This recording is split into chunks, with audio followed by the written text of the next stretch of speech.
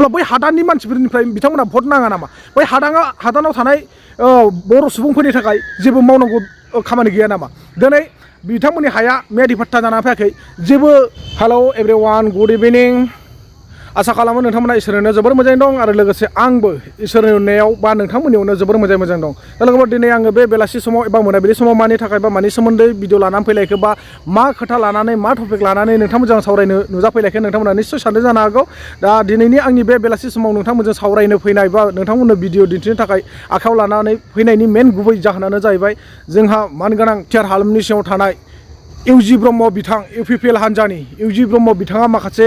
एक्स NDFB फोरनि खोथा बुंदों एक्स एनडिएफबि फोरनो रिहेबिलिटेसनखौ होगासिनो दं होननानै गोबां खोथा बुंदों नाथाय बिनि उनाव जोंहा मानगोनां बाक्सा हालामनि मानगोनां मेलेमजिबि सुबुंफोर बा एक्स ग्रेसियानि आफादनि मानगोनां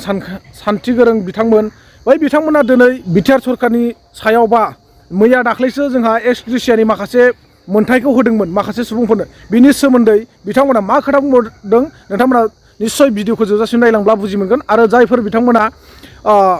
भिडिअखौ जोबजासिम नायनानै बुजिगोन भिडिअखौ मोजां नांदोंब्ला नोंथांमोना अननानै खनसे लाइक हरगोन आरो लोगोसे जेसे हायो एसे बे भिडिअखौ शेयार खालामगोन होननानै आं आसा खालामबाय आरो लोगोसे आं बेखौनो बुङो जायफोर बिथांमोना आंनि चेनेलाव गोदानै फैदों बे बिथांमोना जाहाथे अननानै आंनि चेनेलखौ साबस्क्राइब खालामना लायो आरो लोगोसे खाथियाव थानाय बेल आइकनखौ दाबायना होगोन होननानै आङो आसा खालामनाय जाबाय आरो बेफोरबायदिनो जोङो अरायसम सोरांब्लानो बा अखानायब्लानो मोजां गाज्रि दुखु दाहा बाथ्राफोरखौ जोङो शेयार खालामलायबाय थानो हागोन बा सावरायलायबाय थानो हागोन होननानै आङो नोंथांमोननिसिम खर' गंलायै रिकुवेस्ट खालामहरनाय जाबाय दा लोगोफोर जों बिदिब्ला मानि खारनाव बा मानि थाखाय दिरि खालामबाय थाबावनो नोंथांमोना दिनैनि मेन गुबै जाहोनफोरखौ खोनासंनानै लाग्रोदो जे इउपिपिएल बिजेपिनि जे एलायन्स बे एलायन्सआ जोबोद मजबुत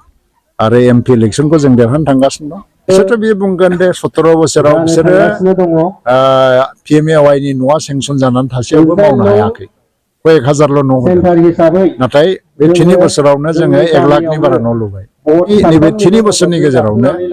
बिपिपिएल सरकारा प्राय 1.5 लाखसो हा पट्टा रानबाय आरो एकर्ड इमप्लिमेन्टेसना पर्यायक्रमाव थांबाय थादों एनडिएफबि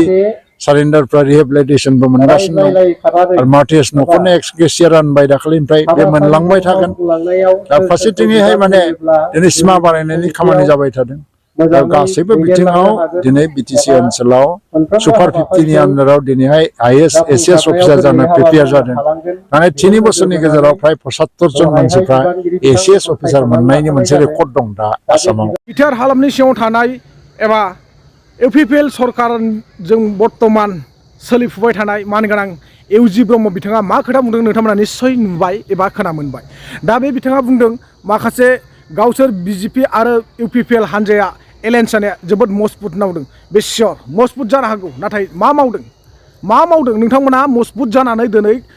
गासिबो खामानिखौ मावनो हादोंब्ला बे जोबोद बाख्नायजाथावमोन नाथाय दिनैनि दिनाव नोंथांमोना बिजेपि सरकारजों एलायन्स जानानै नोंथांमोनखौ बिजेपि सरकारा मोख्रा फिदिंनायसो फिदिंगासिनो दङ जेरै मोख्राया बै दालाय बारबाय थायोना बेबायदिसो नोंथांमोनखौ ओरै लांलाय ओरै लाबोलाय खालामगासिनो दङ नोंथांमोना हमनोसो हायाखै बा बुजिनानैसो मोनाखै दा बेखायनो आं बुङो नोंथांमोना जिथु एथ'ग्राब माने जिथु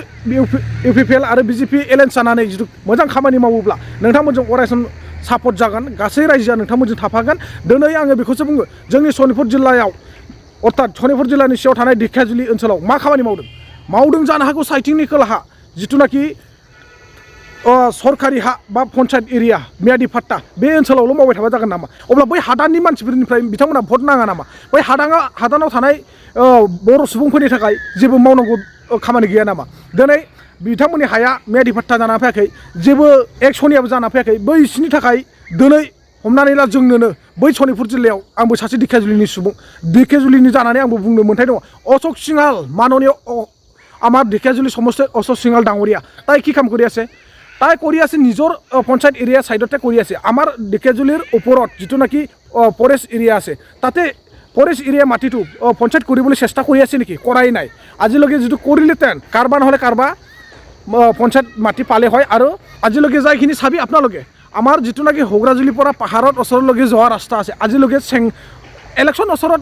আহিলে এনে অলপ চলপ চেংগ্ৰেবেল পেলাই এইটো মই মানিছোঁ ঠিক আছে কিন্তু যিটো নাকি মেইন দলং দিব লাগে যিটো নাকি গাঁৱত 6-7টা এটা গাঁৱত সোমাই আছে তাতে মানে এন্তে খাতৰ এটা দলং দিলেও ভাল হয় কিন্তু নিদিয়ে এইটো হ'ল নেকি বিজেপি চৰকাৰে কাম কৰি থকা নহয় কেতিয়াও নহয় আৰু যোনে পিএমএ আইৱাই ঘৰটো পাই আছে তেখেতসকলে পাইছেও ঠিকই আছে কিন্তু তাতেও বহুত ভেজাল আছে যোনে 5,000 টাকা দি আছে যোনে 3,000 4,000 বা 8,000 মান টকা দি আছে তাই সকলেহে পাই আছে কিন্তু যোনে টকা পইচা দিব পৰা নাই এন্তে কেতিয়াও কাৰো চৰকাৰৰ পৰা ঘৰটো ফ্ৰীত পোৱা নাই যদি পাইছে কোনোবা ফ্ৰীত কমেণ্ট কৰি পেলাই জনাই দিয়ক মোৰ এইটো ভিডিঅ'ত কোনোবা যিটো ফ্ৰীত পাইছে আই ঘৰটো PMA আই ঘৰটো কোনোবা যিটো বিনা পইচাত পাইছে কমেণ্ট কৰি জনাই দিচোন মই ডাইৰেক্ট কৈ আছোঁ আৰু বহুতটা প্ৰুফ আছে যিটো দিব লাগিলে মই দি দিম 5,000 টকা লৈহে তেখেতসকলে ঘৰখন দি আছে আৰু मा खोथा बुंबावदों बे इउजि ब्रह्म बिथाङा मा खोथा बुंबावदों 3 बोसोराव बिथांमोनहा 1 लाख सुबुंनो मा होनदों न' होबाय नङा होमबा 1 लाखनि बारा नाथाय माब्लाबा बुङो प्रमद बर' सारा 1.5 लाखसो सुबुंनो होबाय बिथांमोननि खोथायानो रज'आ माने मिलायलाया गावसोरनो मोनसे हानजानिनो मानसि जानानै दिनै बिथांमोननि बुंनायफ्रा बोरै उल्थां फाल्थां जायो आं बेखौसो साननानै मोनाखै सोरबा इउजिया बुंगोन 1 लाख होबाय प्रमदआ बुंगोन 1.5 लाख होबाय सोरबा सासेया बिदिनो फेरेंगाया बुंगोन 1,60,000 न' होबाय अब्ला बोरै जानांगौ जाखो बिथांमोना मोनसे हानजानि मानसि नंगौ नङा मोनसे दलनिनो मानसि नंगौ नङा मोनसे पलिटिकेलनि मानसि नंगौ नङा मोनसे फख्रिनिनो ना नंगौनो नङा दिनै मानो मोनसे जायगानिनो जानानै बिथांमोना मोनसे पलिटिकेल हानजानि जानानै माने उल्थां फाल्थां खोथा बुंबाय थायो बेयाव सोर फोथायनो नोंथांमोननि बुंनायखौ सिगाङाव थिरांथा लाग्रो बिनि उनाव नोंथांमोना गासिबो खौसे जानानै ज'यैनो मोनसे बाथ्राखौनो बुं अब्लासो नोंथांमोननि बुंनायखौ नंमारगौ होननानै फोथायगोन दा आरो बेजों लोगोसे मा बुंदों एस ग्रिसियानि माखासे मार्टियासफोरनो मोननांगौ मोन्थायखौ होदों होनदों नामा जुदि होदोंब्ला दिनै नैबे बाक्सा डिस्ट्रिक्टआव थानाय माखासे मानसिफ्रा मानो बेफोरबायदि खोथा बुंनो गोनां जादों मानो दिनैनि दिनावबो नोंथांमोना एस ग्रिसियानि बा मार्टियासनि मोन्थायखौ होनायनि उनावबो बिथांमोना मानो बेफोरबायदि ससियेल मिडियानि गेजेरजों मानो फोरमायबावनो गोनां जादों दिनै बिथांमोना मालाबा बिदिनो 472 जन भेरिफाइ जादों मालाबा बिदिनो 468 जन भेरिफाइ जादों आरो लास्टआव बिथांमोना 70 जन भेरिफाइ जादों 70 जन आरो 400 बेफोरबायदि प्लास खालामनायनि 1010 जन भेरिफाइ जादों अब्ला 1010 जन भेरिफाइ जानायाव बिथांमोननि नाम लिस्टआ मा सानैनिल' फैदों नामा हा बिथांमोना सानैयाल' फैनानै थांदोंमोन नामा बिथांमोना सानैयाल' खस्थ' खालामदोंमोन नामा बे बिथां सानैनिल' जे बेफोरबायदि रांखौ होनो बे निस्सय नंगौ बिथांमोना मानि खारनाव मोनदों बिथांमोना इउपिपिएल हानजाजों बिथांमोननि न'खरा जुरिथि दं बेखायनो बिथांमोना मोननो हादों बेखौसो जोङो बुंनो गोनां जायो आरो जायफोर बिथांमोना दासिमबो एस ग्रिसियानि बा मार्टियासनि मोन्थायखौ मोनाखै बै बिथांमोना इउपिपिएल हानजाजों जेबो तदन्त गैया बेखायनो बिथांमोना मा खालामदों बे मोननांगौ मोन्थायखौ हरालासिनो जब्द खालामगासिनो दङ बिटिआरनि सिमा बारायनायनि खोथा बुंदों बिथाङा बबेथिं सिमा बारायदों मानो बारायनानै देखायनो हायाखै जोंनि बे जिथुनाखि सनितपुर जिल्लायाव बा सनितपुर हालामाव नोंथांमोना दम दङब्ला दा बे इलेक्सन जोबैनि सिगाङावनो बे रेल लाइननि साहाजों बिटिआर सोनानै देखायसाय हायोब्ला माबायदि नोंसिनि दमा माबायदि नोंथांमोना खामानि मावबारदों अब्लानो जों मिथिगोन आरो बिथाङा मा बुंदों आइएस अफिसार जानो थांगासिनो दङ सुपार 50नि गेजेराव नङा होमबा जानानै थांदोंब्ला मोजां बाथ्रा नोंथाङा दा बुंदों आसामनि गेजेरावसो 75 जन मानसिया आइएस अफिसार जानानै थांबाय नङा होमब्ला दिनै 3 बोसोरनि गेजेराव 75 जनल' आइएस अफिसार जानानै मा लाब जानो हा मा लाब जानो जानांगौमोन दाहालागै गैयाबाबो 100-200 जन मानसिया आइएस अफिसार मोननांगौमोन आरो बेबो बिटिआरनि सिङावसो मोननांगौमोन नाथाय नोंथाङा बुंदों आसामनि सिङावसो आसामाथ' बहुत गिदिर हा आसामखौ जोंहा मानो लाफानांगौ गोनां जाखो अब्ला आसामखौ लाफायोब्ला जोंहा एक्सट्रा बिटिआरखौ मानो एकर्ड खालामना लाबोनो गोनां जाखो बा जोंनि बर'फ्रा मानो एक्सट्रा बड'लेण्डनि थाखाय सोमावसारबोआमोन दा नायलांदो नोंथांमोना जोंहा बाक्सा एरियानि आदैमोना बा मानगोनां मेलेमजिबि सुबुंफ्रा मा बुंदों बे एस ग्रिसियानि सोमोन्दै बा मार्टियासनि सोमोन्दै नोंथांमोना निस्सय गावसिनि मेगनजोंनो नायनानै एबा खोमाजों खोनासंनानै लादो आरो बुजिनानै लादो बाक्सा जिल्ला मुख्लं नखरारि आफाद हिसाबै नै दिनै गासै मुख्लंफोरखौ लाफानानै मुख्लं नखरनि गासै सोद्रोमाफोरखौ लाफानानै बे सावरायदों जे मैयानि दिनाव जे मुख्लंफोरनो बाला अनसुंथाइ होबाय नाथाय बेवहाय बाक्सा हिसाबै सानैल' नाथाय बाक्सा हिसाबै मानो सानैल' जाखो बे बाथ्राखौ जोङो आगोलनिफ्रायनो बारंबार बुंबोबाय थादोंमोन नाथाय बे बुंसेयावबो जोंनि बाक्सा जिल्लायावनो माने गोदोर गोदोर दैदेनगिरिफोरा दोङो चिफ दोङो EM दोङो बिथांमोना दिनै बाक्सा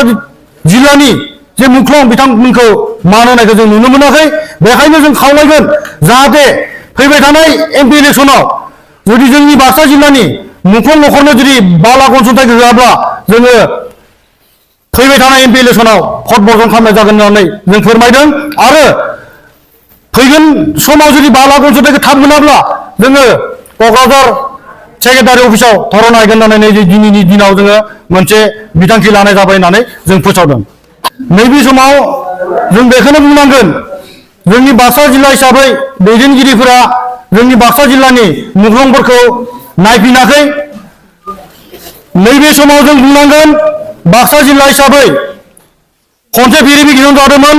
472 खनसेयाव भेरिफिकेसन जाबाय 468 खनसे जाबाय 70 नाथाय एसेबां भेरिफिकेसन जाजासेयावबो दिनै बाक्सा जिल्लायाव मानो मुंख्लंफोरा रां 5 लाख रांखौ मानो मोननायनि लामायाव फैयाखै बेखायनो जों बुंनांगोन जोंनि बाक्सा जिल्लानि गासै दैदेनगिरिफोरा जोंनि मुंख्लंफोरनि सायाव एसेबो नोजोर होआखै होननानै जोङो बुंनांगोन।